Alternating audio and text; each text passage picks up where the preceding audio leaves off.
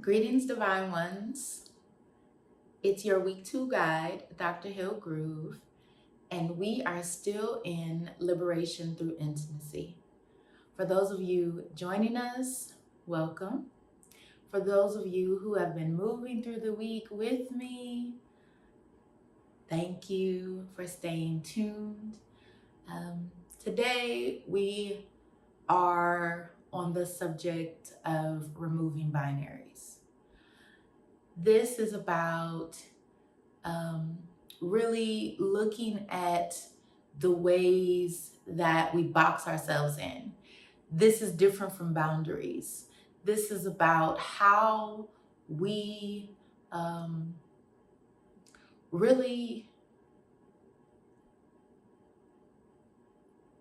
how we constrain ourselves. Yeah, I was looking for a word. How we constrain ourselves, how we limit ourselves by nature of living from an either or. Okay.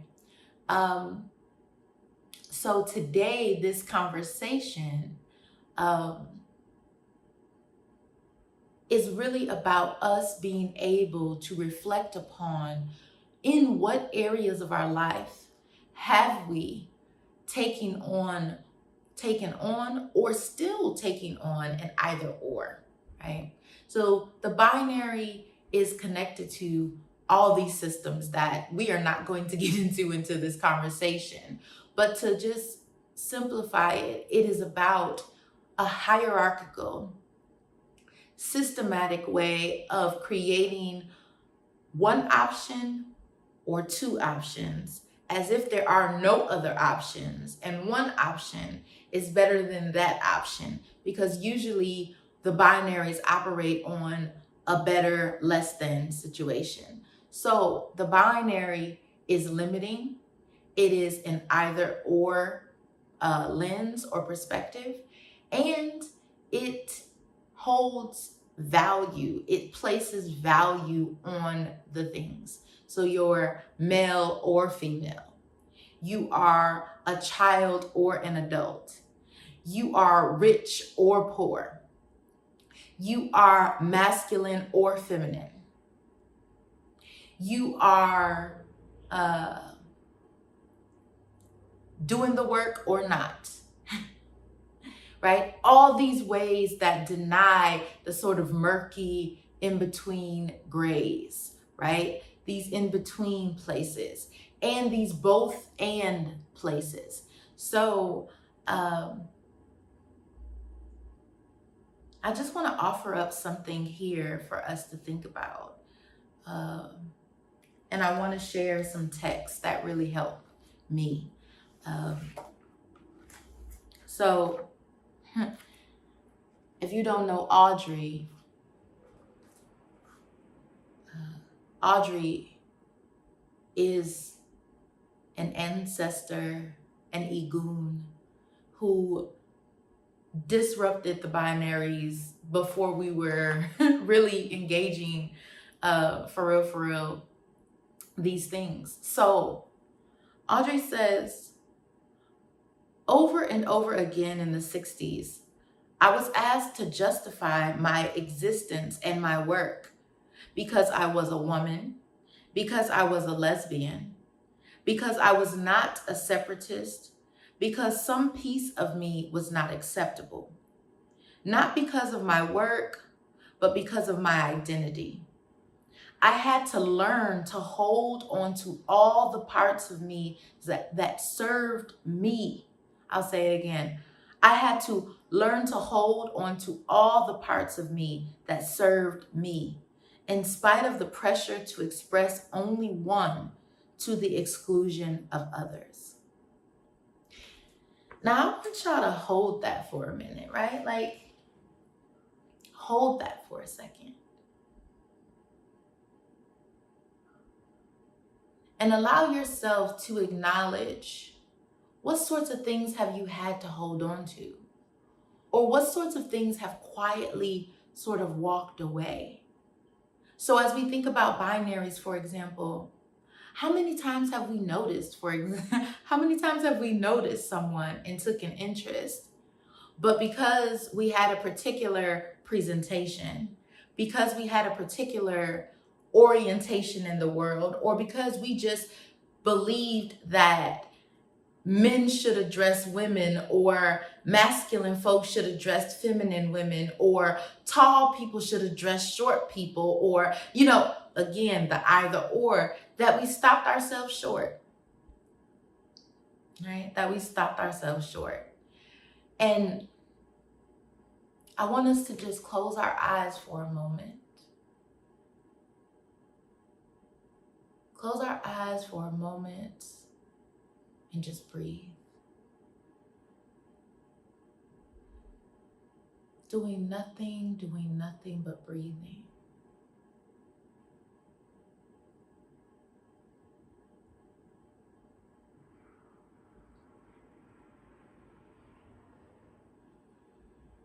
Breathing in to fill our guts, breathing out to send our guts to our backs. Breathing in to fill our guts, breathing out to send our guts to our back. Now you can keep your eyes closed or you can open them. But I want you to think about a binary that you operate in, where you take on the either or,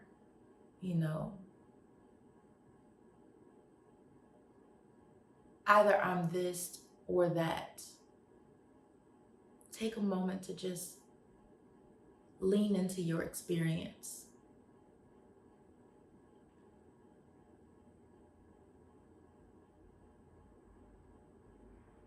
And if you have something, take a moment to think about, what would it look like to ignore the binary?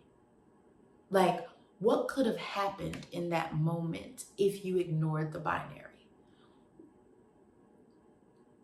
For example, how might have you shown up if you ignored the binary? Just take a moment to think about that. Again, no judgment, but just think about that.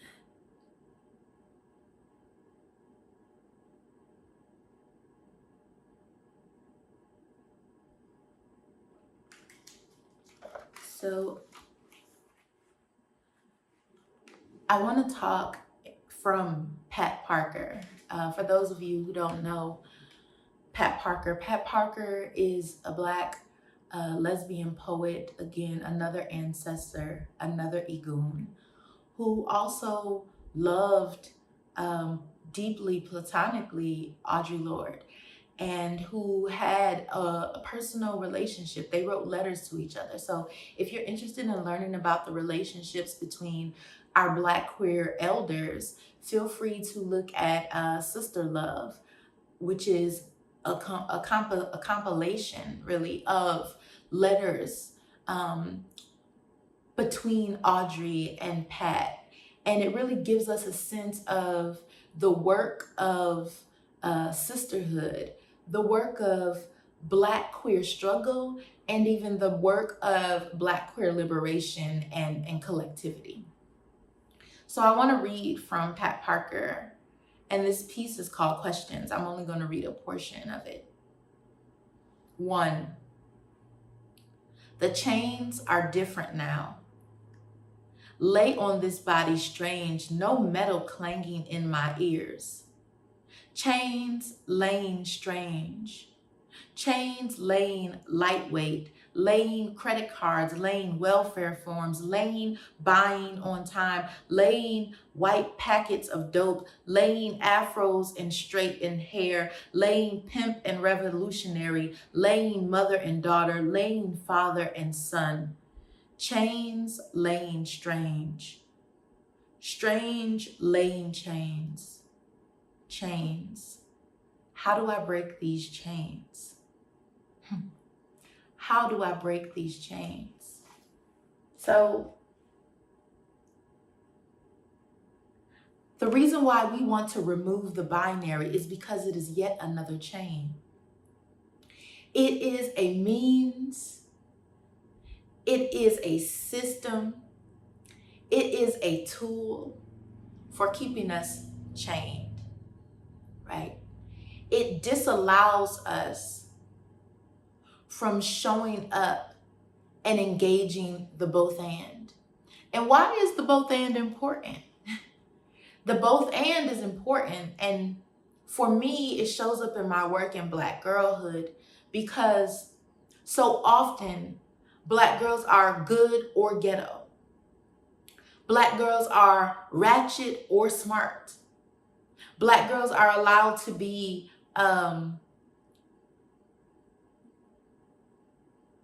hypersexual, all about getting bodies, or serious about school.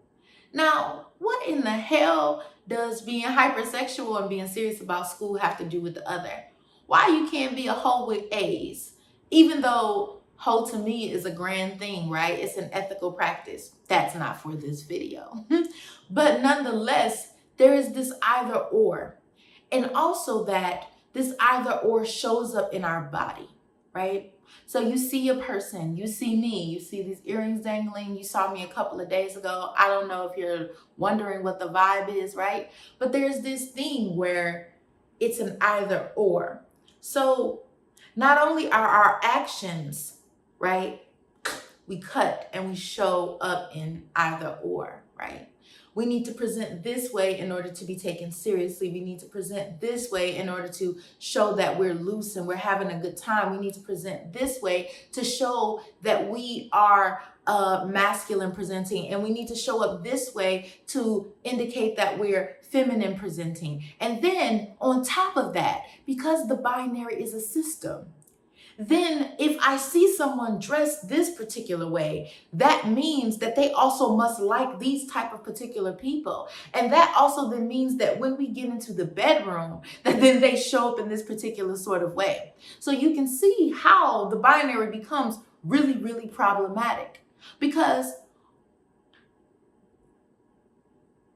there's danger. There's danger in all these sets of assumptions where one, there is no conversation, where two, we're operating on a set of expectations that have not been voiced by the individual, and three, they just get in the way of fun.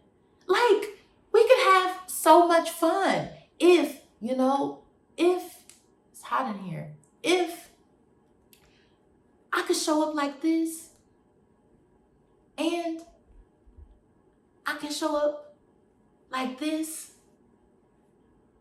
or I could show up like this, right? Like, this is fun. Don't you want to dress up? Don't you believe in being all of yourself, right? So the binary sets it up that if you show up not neatly in line in all of these ways, that then you're ostracized, or then that you're seen as, well, we don't know what to do with that. And to be clear, this is not simply about sexuality, right? This is not even about that either. Because even in being a Black queer woman in my body, one, Black feminist thought centers a both and. One, that because we are both Black and woman, Black and girl, Black and red as female, again, these complexities, sex and gender, the binary also blows that up. Because for the longest, we just assumed that one's biological characteristics automatically then created a trajectory for who people were going to show up as in terms of their presentation of dress, in terms of their comportment, in terms of their posture, in terms of who they slept with. Like, again, do we hear the problems with this, right? Problematic. So removing the binary allows us to show up without shame in all of the vastness of who we are. It allows us to show up to our loving relationships, to our families in all of the complexities. It allows us to have a good time and not render that as like, well, girl, that was when I was drinking. or it also allows us to show up in our feminine energy. So we're going to be getting into energies, and we've been starting to talk about energies, but these energies, right? These dualities, they operate in all of us, right? And when we actually harness them and we feed them and we water them, it allows us to show up whole, right? These chains that Pat speaks of, in this fight to have to hold all of us together in one body, is integral to the work of liberation. And it is integral to the work of Black liberation, because Blackness is already fraught with so many other things. So then you add sexuality to that. Then you add gender to that. You add these other pieces. You add spirituality to that.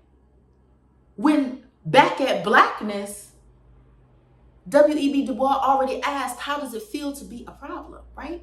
So we already started as a problem, right? From the vantage point of others. So this binary becomes this added thing, right?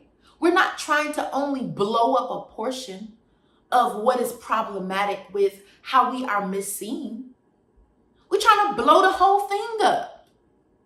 So to remove the binary is to blow up the whole thing. It's to blow up the ways that we turn against, go against, and act counter to what is in favor of us, what is favorable to our existence, what is favorable to our walk through the world. So on this day, in the 28 days of this global dance meditation, we want you to take some time and really think about, how does the binary operate in your world right now? For example, if you're just joining us, the binary would say, either you serious about this walk or you're not. Removing that would say, how have I shown up to these 28 days? How have I shown up to myself? And how can I show up more? What did my showing up look like? So when we remove the binary from that, it allows us to take the quality inventory, right? If I disrupt the notion that I'm not femme and I'm not masculine, then our loving ancestor and Egun Polly Murray offered us androgyny.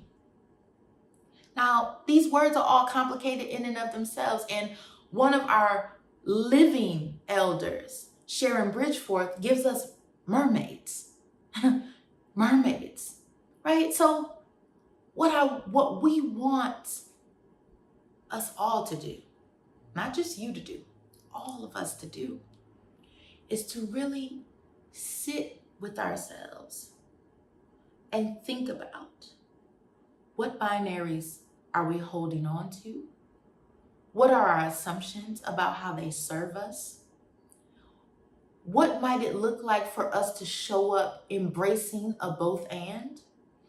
And what might it look like to rev up that both and, right? So if you're already operating in all of that, how can you do it even more so?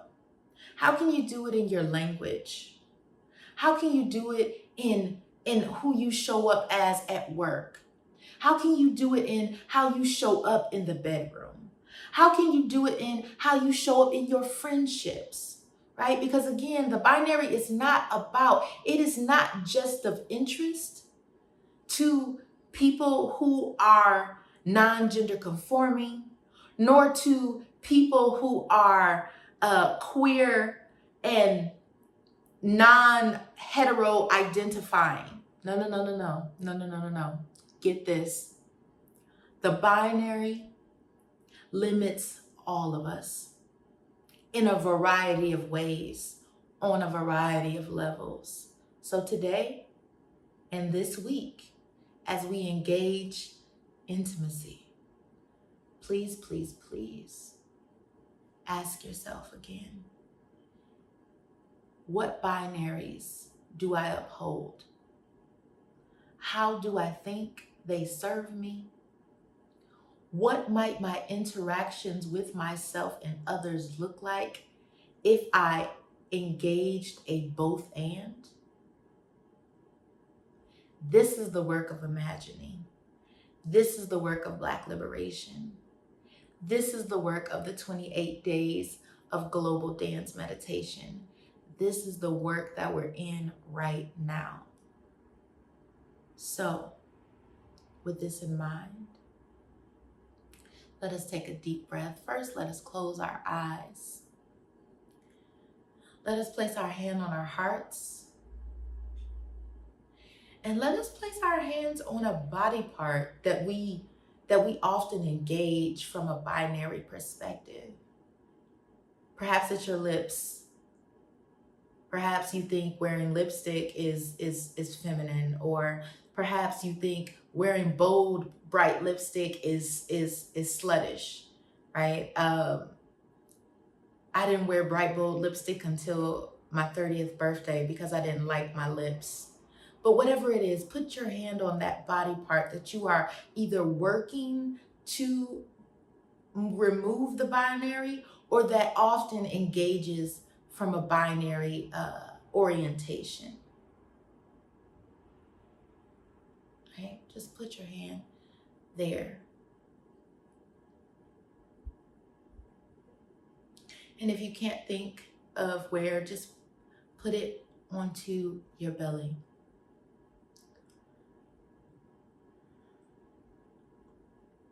And since we are in week 2, let us begin as we step into practicing, engaging the both and. Let us take a deep breath in. Let it out. Say with me, I am, and that is more than enough. I am, and that is more than enough. Deep breath in. Hold it, let it out. Say with me, I am open to seeing and being seen, unmasked and holy. Again, I am open to seeing and being seen, unmasked and holy. And on our last breath, deep breath in, hold it,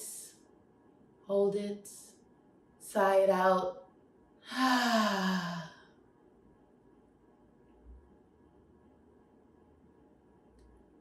May you go forth and continue in your week, breathing into the things, the feelings, the ways of being in the world that you want to engage more, or that you want to begin to engage, that you want to do the both and. Perhaps you're doing it and want to do more. You're thinking about it and you want to start doing it. May you find the trust within to reflect upon the binary in your world. And may you start to play more. Again, thank you for spending time here today. I'm still your guide. It's still week 2. And